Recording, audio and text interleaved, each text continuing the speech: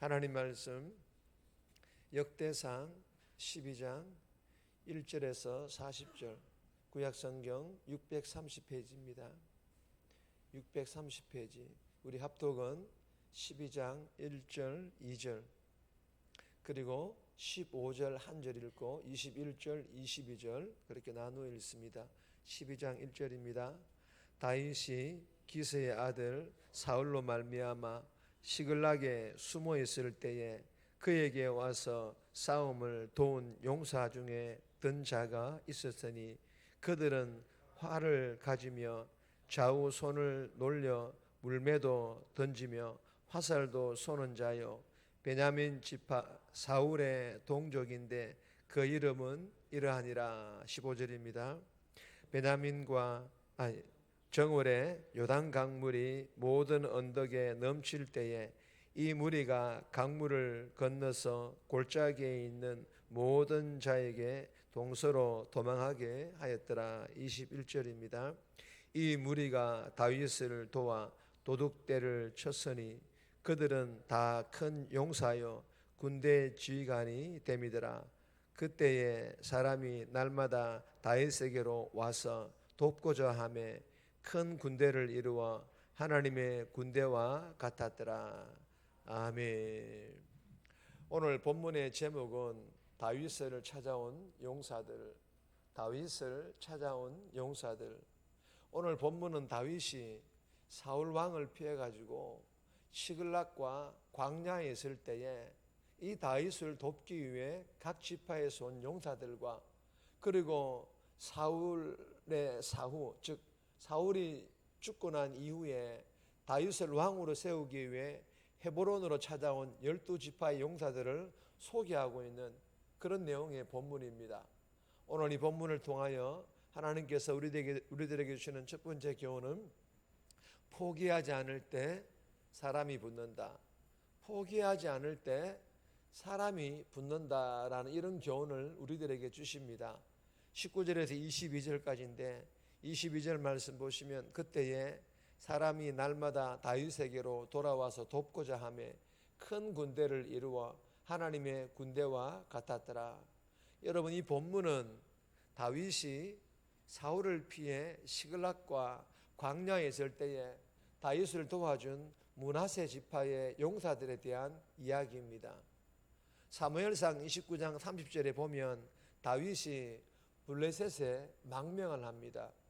그리고 블레셋 시글락에 머물러 있을 때에 어쩔 수 없이 블레셋 군대의 편에서 이스라엘과 싸워야 할 그런 상황에 다윗이 처하게 되었습니다. 그런데 다행히도 전쟁에서 다윗이 제외되었고 이로 인하여 다윗이 가족과 부하들의 가족이 있는 시글락으로 돌아오게 됩니다. 그런데 그때에 무슨 일이 일어납니까? 아말렉 족속들이 다윗과 부하들의 가족들을 사로잡아 가버렸습니다. 분노한 다윗은 분노를 가라앉히고 그때 하나님께 이렇게 얘기하죠. 하나님께 묻자와 가로되, 즉 하나님께 기도로 묻고 쫓아가라는 하나님의 지시를 따라 다윗은 부하들을 거느리고 추격해서 그 아말렉의 도둑대를 치고 가족들을 데려왔는데 이때 다윗을 도왔던 지파가 바로 므낫세 지파의 용사들이었습니다. 여러분, 다윗이 도망자 신세였을 때 므낫세 지파들의 용사들뿐만 아니라 많은 용사들이 위험을 무릅쓰고 사울을 떠나 다윗에게로 모였고 다윗을 도왔습니다. 사랑하는 여러분, 본문을 통해 주시는 교훈이 무엇입니까? 다윗이 사무엘 선지자로부터 하나님께서 부어주시는 왕의 기름 부음을 받았음에도 도망자 신세였습니다. 그리고 도망자 신세였을 때 처음부터 므낫세 지파의 용사들이 도와주지 않았습니다. 여러분, 이 말은 하나님의 뜻을 따르는 길에, 하나님의 나라를 세우는 길에, 복음을 전하는 길에 처음부터 동행자가 없고 지지해 주는 자가 없더라도 결코 실망하지 말라라는 것입니다. 좌절하지 말라라는 것입니다. 포기하지 말라라는 것입니다.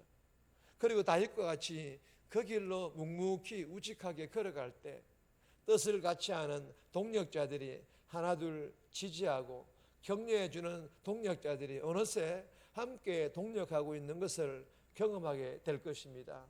주신 교훈을 마음판에 잘 새겨서 우리가 가정 복음화 그리고 한영원 전도 교회와 다음 세대 부흥을 위하여 내가 먼저 묵묵하게 포기하지 않고 충성할 수 있기를 주님의 이름으로 부탁드립니다. 그리고 그렇게 묵묵히 충성하는 성도들 곁에 내가 먼저 다가가 함께 동행하는 동력자가 되어줄 수 있기를 또한 주님의 이름으로 부탁드립니다. 그리하여서 정말 가정복음화가 일어나고 한영원 전도함으로 대명교회와 다음 세대가 부흥하는 놀라운 역사들을 우리의 눈으로 볼 수 있기를 주님의 이름으로 축복합니다. 두 번째 주시는 교훈입니다. 더 영적으로 도전하라. 더 영적으로 도전할 것을 우리들에게 교훈합니다. 1절에서 15절까지인데 15절 말씀 보시면 정월에 요단 강물이 모든 언덕에 넘칠 때에 이 무리가 강물을 건너서 골짜기에 있는 모든 자에게 동서로 도망하게 하였더라. 여러분, 이 본문은 다윗을 도와준 베냐민과 갓시파의 용사들에 대한 이야기입니다. 특히 이 베냐민 지파는 사울 왕의 동족이었음에도 다윗을 지지하러 다윗이 머물러 있는 시글락으로 들어왔습니다.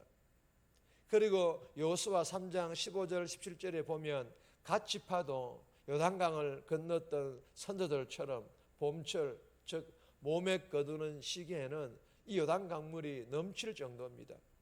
몸에 거두는 시기에 범람하는 이 요단강을 건너서 광야의 다윗에게로 나왔습니다. 여러분, 다윗이 시글락과 광야에 있을 때에는 다윗이 망명자이자 도망자 신세였습니다.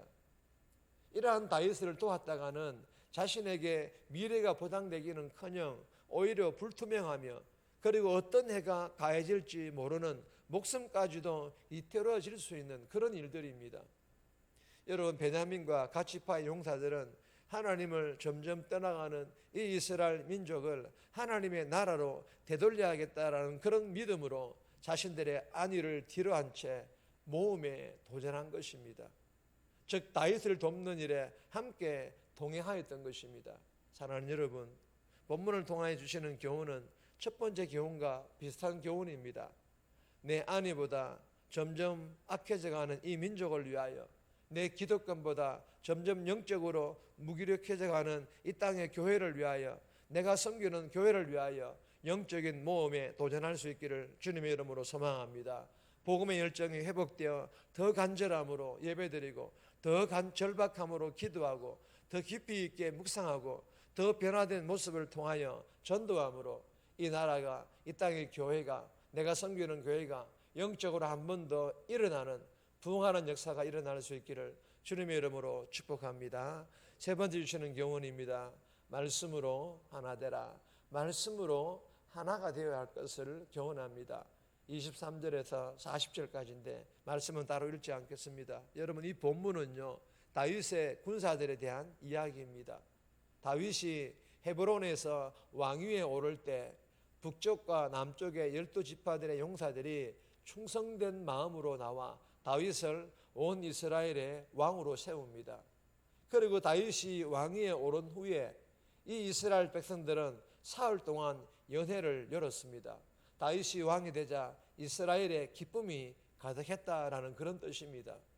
그리고 하나님의 뜻을 중심으로 하여 모인 다윗과 온 이스라엘 백성들은 사울의 권력 아래에서 억지로 묶인 연합으로는 맛보지 못한 참된 기쁨을 다윗이 왕이 되고 난 이후에 누렸던 것입니다.